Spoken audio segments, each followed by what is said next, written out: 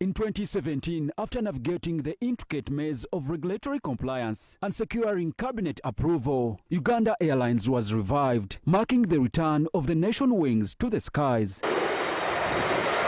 The relaunch was about reclaiming Uganda's place on the global aviation map.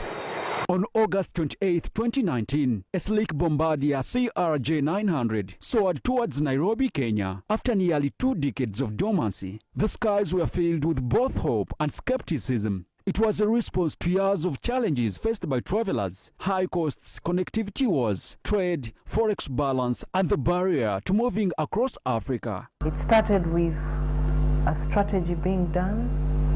There was a meeting that brought together a task force to start the process of rebuilding and reviving Uganda Airlines. The COVID-19 pandemic from 2020 dealt a heavy blow to Uganda Airlines, as it did to the global aviation industry. With international borders closing and travel demand minimized, the airline was forced to ground its fleet, drastically reducing flight operations. Passenger numbers dropped by over 80%, causing severe revenue losses at a time when the young airline was still gaining its footing. Jennifer Bamturaki, the CEO, says 5 years later, the airline, with its Airbus for international routes and CRJ-900 for regional routes, have flown close to 1 million passengers, grown by 240%, 42% revenue growth, 52% year-in, year-out growth, and 62% cargo growth, with 517 employees, 95% of whom are Ugandan nationals. At least 15 to 20% of that figure is inter-African travel. Bamturaki reiterates that cargo service is another avenue that has contributed to the general growth of the airline, with cargo growth close to 197%, with 4 million tonnage. The spokesperson of Uganda Civil Aviation Authority, Vianney Luja, boasts of an upward trajectory, revealing that by June 2024, the airline had flown over 1 million passengers, compared to 836,000 passengers in the same period in 2019, which represents an increase of 200,000 passengers, attributed to added direct routes of Mumbai, Lagos, Dubai, and Mogadishu. It was 1.8 million passengers per year.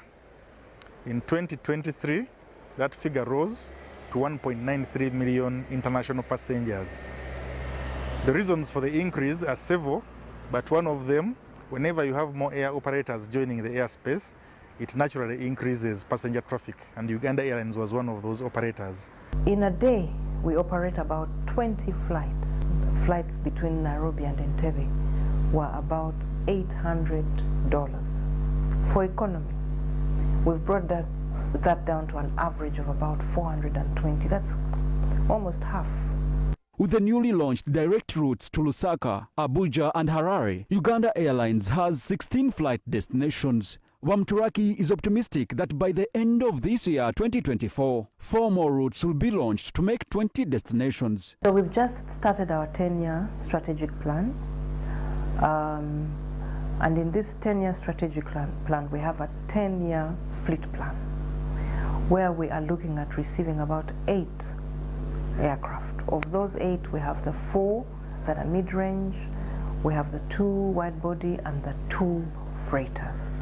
But the CEO of Great Lakes Safaris, Amos Wekesa, says there is need to develop domestic airports to promote tourism. It needs to be an international airport. In Kasese, we need an international airport. In Arua, Gulu must also be transformed into an international airport. I'm told they're combining Gulu and the stadium in Lira, and will make them international areas for us, but it should be fast and will be worked on quickly.